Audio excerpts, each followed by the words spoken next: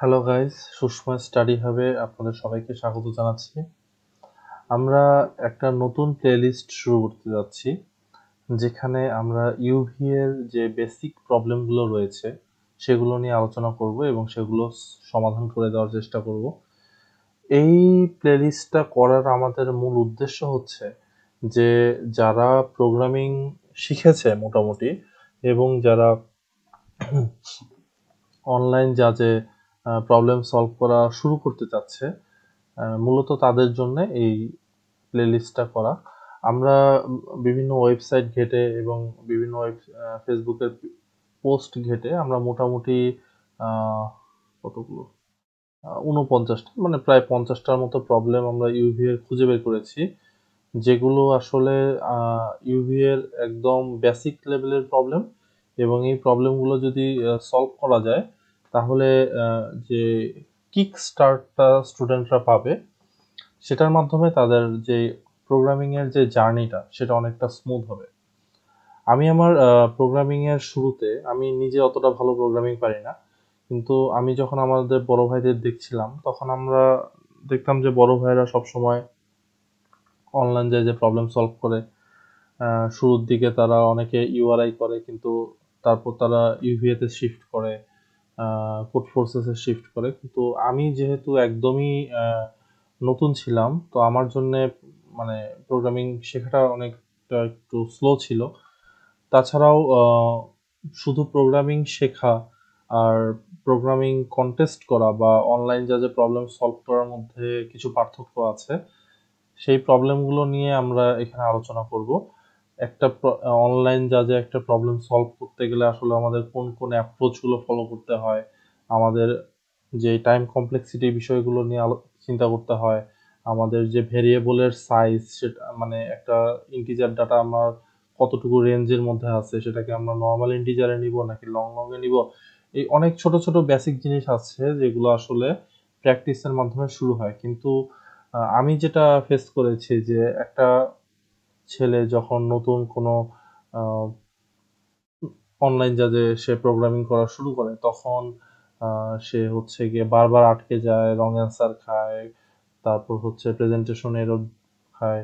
তো এই ধরনের জিনিসগুলো সে শুরুর দিকে ধরতে পারে না। এই জন্য অনেক সময় দেখা যায় কি ছেলেপেলেরা আহ, কিছু আছে যারা টেনে নিয়ে যেতে পারে, জিনিসটাকে ক্যারি অন করতে পারে, কিন্তু বেশিরভাগ ছেলেমেয়েরাই জিনিসটা ভয়ে ছেড়ে দেয় বা বিরক্তিতে ছেড়ে দেয় যে একই জিনিস কতবার ট্রাই করবো, আমাকে দিয়ে হচ্ছে না।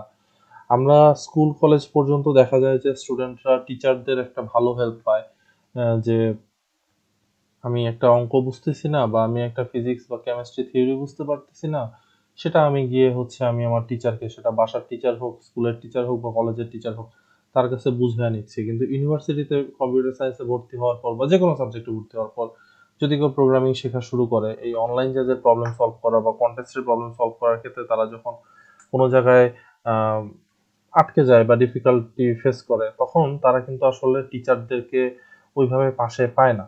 কারণ হচ্ছে যে প্রোগ্রামিং পারে এরকম টিচার আমাদের দেশে তাদের সংখ্যাটা নিতান্তই কম। এবং যারা মানে বড় ভাইয়েরা যারা প্রোগ্রামিং করে তাদের ক্ষেত্রেও দেখা যায় যে ওনারা এতটাই ব্যস্ত থাকে ওনাদের নিজেদের পড়াশোনা নিয়ে, তারা চাইলেও অনেকটা স্টুডেন্টদেরকে হেল্প করতে পারে না। কিছু বড় ভাইরা আছে যাদের তারা তাদের নিজেদের গুরুত্বপূর্ণ সময় থেকে কিছু সময় বের করে জুনিয়রদের একটা সময় দেওয়ার চেষ্টা করে, কিন্তু সেটা আসলে অনেক ক্ষেত্রেই এনাফ হয় না।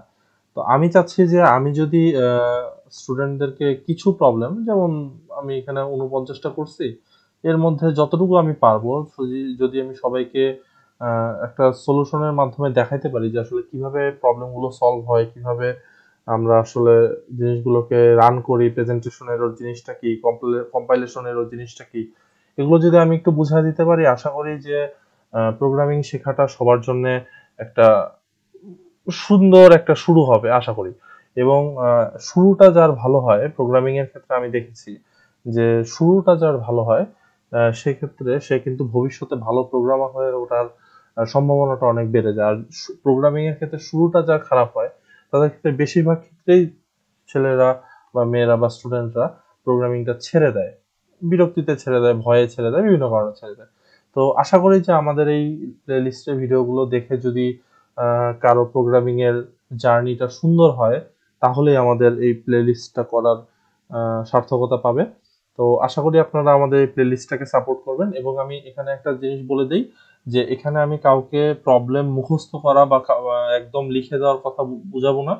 আমি চাবো যে আমরা যে প্রবলেমটা নিয়ে আলোচনা করব আপনারা অবশ্যই সেই প্রবলেমটার স্টেটমেন্টটা আগে খুব ভালো করে নিচে থেকে পড়ে নেবেন। কারণ একটা প্রবলেমের স্টেটমেন্ট পড়ে নিজে বোঝা এটা কিন্তু খুবই গুরুত্বপূর্ণ। আমি তো আপনাদেরকে বুঝায় দিবই, কিন্তু আপনি যদি আগে আমার কথাগুলো আগেই শুনে নেন, তাহলে যেটা হবে যে আপনি কখনো এই স্টেটমেন্টটা পড়ে নিজে বুঝতে পারবেন না, কারণ আপনি তো আগেই বুঝে গেছেন, তাই না?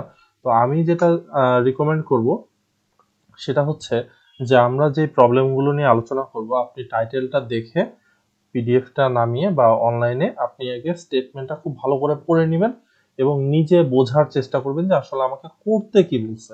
আপনি যখন একটা প্রবলেম বুঝতে পারবেন তখন অলরেডি কিন্তু 50% প্রবলেম কিন্তু আপনি নিজে সলভ করে ফেলছেন।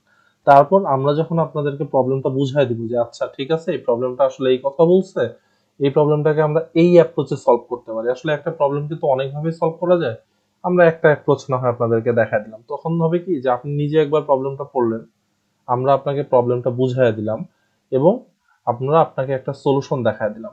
তো আপনি যেটা করবেন যে আপনি সলিউশনটা দেখবেন, বুঝবেন এবং তারপর নিজে থেকে একটা নতুন সলিউশন তৈরি করার চেষ্টা করবেন। এতে করে হবে কি, এতে করে আপনার কপি পেস্ট করা হলো না, আপনার স্টেটমেন্ট পড়ে বোঝার যে ক্ষমতা, বোঝার যে অ্যাবিলিটি সেটা বাড়লো এবং আপনার নিজে থেকে একটা প্রবলেম সলভ করার ক্যাপাবিলিটি কিন্তু আস্তে আস্তে আস্তে আস্তে গ্রো হওয়া শুরু করলো। তো আশা করি আমাদের এই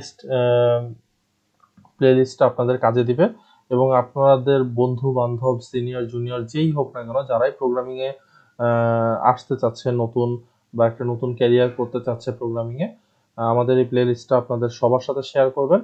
আশা করি আপনাদের উপকারে আসবে। সবাইকে ধন্যবাদ। আমাদের ভিডিওগুলো, পরের ভিডিওগুলো দেখার আমন্ত্রণ জানিয়ে এই ভিডিওটি এখনই শেষ করছি।